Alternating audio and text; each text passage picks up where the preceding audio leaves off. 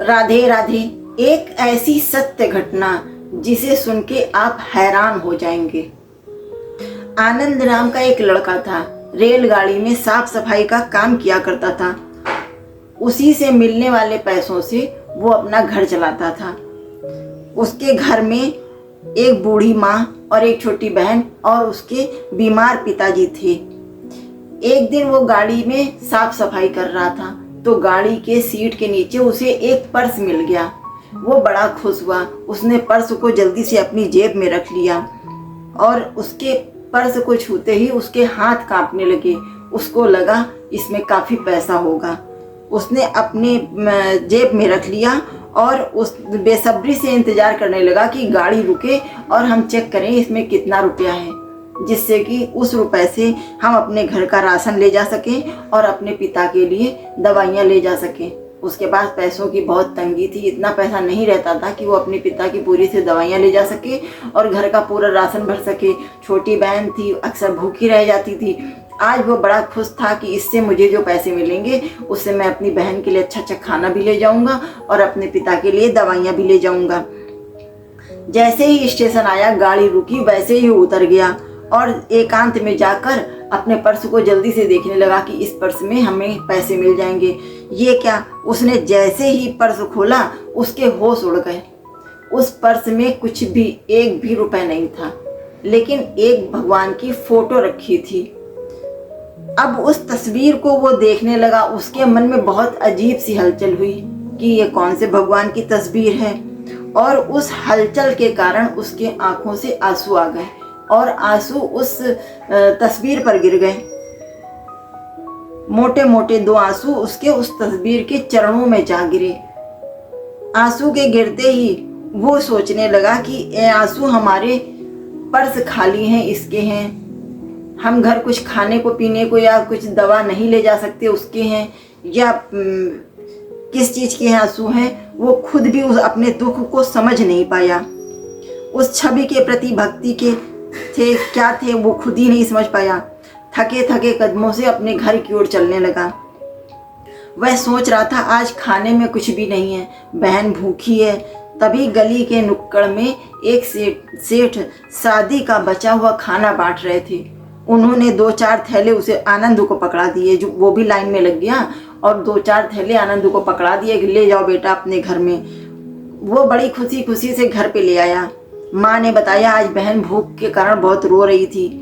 आनंद हैरान था कि सेठ उसे देखकर मुंह बनाता था, बिगड़ता था, आज उसने ही इतना खाना दे दिया। उसने जेब से तस्वीर निकाली और भगवान को धन्यवाद दिया। उसने सोचा आज हमको ये भगवान की तस्वीर मिली है, शायद इसकी वजह से ही आज हमें अनाज मिला है खाने को। आनंद को स्टेशन पर एक बीमार वृद्धा मिली। जब दूसरे दिन वो गया, रेलवे स्टेशन पे पहुंचा अपने काम पे, तो उसे एक बूढ़ी महिला मिली। तो उन्होंने कहा बेटा हमारे लिए टिकट ला दो, और उन्होंने झट से उसे 500 का नोट पकड़ा दिया। वो 500 का नोट लेकर गया और टिकट उसने खरीदी। टिकट खरीदने के बाद जब तक आया तब तक वो वृद्ध होने के कारण ट्रेन में चढ़ चुकी थी और ट्रेन चलने वाली थी। तो आनंद ने जल्दी से टिकट उन वृद्धा को पकड़ाई और 275 रुपये उनके बचे थे वो देने लगा। तो उन्होंने कहा बेटा ये तुम रख लो। उसे यकीन नहीं हो रहा था कि कल मुझे खाना मिल गया, आज मुझे 275 रुपये एक्स्ट्रा मिल गए। इस बात से वो भगवान को बार बार धन्यवाद देने लगा और उसने मन में सोचा कि जरूर हमको भगवान मिले हैं, उन्हीं का ये चमत्कार है। तस्वीर वाले भगवान का ही चमत्कार है। जब उसने माँ से पूछा कि माँ ये कौन से भगवान है, वो घर आया रुपए लेकर के, आज पापा के लिए दवा लेके जाएंगे। दवा लेके घर आया, फिर अपनी माँ से चकित हो रहा था तो माँ से पूछने लगा माँ ये कौन सी तस्वीर है, कौन से भगवान है। लेकिन माँ राशन देख के इतनी खुश थी कि उन्होंने राशन पहली बार इतना राशन देखा था, घर में राशन आया, सब देख कर इतनी खुश थी कि उसने उसकी बात को ध्यान नहीं दिया, सुना नहीं। कुछ ही दिन बाद ट्रेन में सफाई करते समय कुछ भक्तों ने उसी तस्वीर के कुछ भक्त जा रहे थे उसी जिस ट्रेन में वो सफाई कर रहा था, उसी ट्रेन से कुछ भक्त जा रहे थे। हरे कृष्णा कृष्ण कृष्ण राधे राधे वो जपते जा रहे थे। वो लड़का आनंद उन्हें ध्यान से देखने लगा। उसने एक महिला से पूछा कि ये कौन से भगवान हैं? उन्होंने कहा, अरे बेटा, तुम नहीं जानते हो, ये बांके बिहारी हैं। ये वृंदावन के मालिक हैं और सबकी मनोकामना पूर्ण करते हैं। आनंद ने भी वृंदावन जाने की जिद की और साथ में चल दिया कि जिन भगवान की फ़ोटो मिलने से, जिन्होंने हमें इतना सारा सब कुछ दे दिया, तो भगवान से हम साक्षात मिल लेंगे तो हमारे तो वारे न्यारे हो जाएंगे। उन लोगों के साथ वो भी लग लिया और चल दिया वृंदावन की ओर। वृंदावन पहुंचकर आनंद लोगों से बिहारी जी के पता पूछने लगा। जब वृंदावन पहुंचा, पहुंचते पहुंचते सब लोग अलग अलग हो गए। जो ट्रेन में लोग बैठे थे वो अलग हो गए, ये अलग हो गया। तो अब ये पूछता जा रहा था कि भैया बांके बिहारी कहाँ है, बांके बिहारी कहाँ है? तो कुछ लोगों ने बताया, अरे तुम बांके बिहारी का मंदिर नहीं जानते हो, उधर चले जाओ सामने। उन्होंने पता बताया और अपने साथ कहने लगे, चलो ठीक है, हम तुम्हें मंदिर ले चलते हैं, और अपने साथ मंदिर ले गए। जब वो मंदिर पहुंचा तो देखा मंदिर में बहुत भयंकर भीड़ लगी थी, भारी भीड़ थी। उसे कहीं से घुसने को नहीं मिल रहा था। दूर से उसने बांके बिहारी की झलक देखी तो देखा कि बांके बिहारी खूब मुस्कुरा रहे हैं वहाँ पर। तो उसकी आंखों से झरझर आंसू बहने लगा कि आजकल तो आज तक हम जिनको तस्वीर जिनकी लिए घूम रहे थे, जिनकी तस्वीर मिलने से हमारी किस्मत बदल गई थी, तो आज हम उनको सामने से देख रहे हैं। और उसकी आंखों से आंसू बहने लगे। बांके बिहारी तो जो कोई भी देख लेता है, बांके बिहारी तो हर एक की ओर लट्टू जाते हैं, हर एक के साथ चल देते हैं, हर एक के लिए खुश हो जाते हैं। तो और वह भक्त आ गया तो बांके बिहारी तो खुश हो ही गए। तो बांके बिहारी बत्ती चली गई। बत्ती जाते ही बांके बिहारी के पास से बहुत तेज से एक रोशनी निकली और उस रोशनी में आनंद ने बांके बिहारी के बड़े अच्छे से दर्शन किए।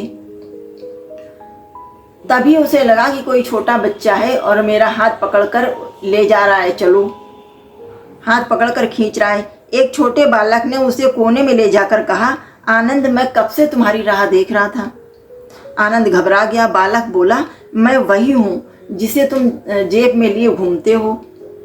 जिस दिन तुम्हारे आंसुओं ने मेरे पैर धोए थे, उसी दिन से तुम मेरी शरण में आ गए हो और मैं तुम्हें अपनी शरण में रखे हुए हूँ। आनंद को अपने परिवार की चिंता हुई तो बिहारी जी बोले, चिंता क्यों करते हो, मैंने सारी व्यवस्था कर दी है। जिस बस्ती में तुम रहते थे उस बस्ती में धनवान सेठ को मंदिर बनवाना था, तो उन्होंने तुम्हारी मम्मी को बड़ा सा बंगला बना के दे दिया है। तुम्हारी झोपड़ी अब एक बड़ा मकान बन चुकी है। परिवार को पक्का घर और खाने का प्रबंध भी हो चुका है। तुम यहीं रहो और मेरे लिए माला बनाया करो, बढ़िया बढ़िया माला बना के पहनाया करो। जब अचानक आनंद की आंखें खुली, बत्ती आ गई और अचानक आनंद की आंखें खुली तो देखा कि बालक गायब था और बिहारी जी अपनी जगह पर विराजमान थे। आनंद की आंखों से झरझर आंसू बहने लगे और वह बांके बिहारी लाल की जय पुकारने लगा। जय बांके बिहारी लाल, जय बांके बिहारी लाल चिल्लाने लगा और भगवान को बार बार धन्यवाद देने लगा कि हमारा परिवार संभल गया। जय बांके बिहारी।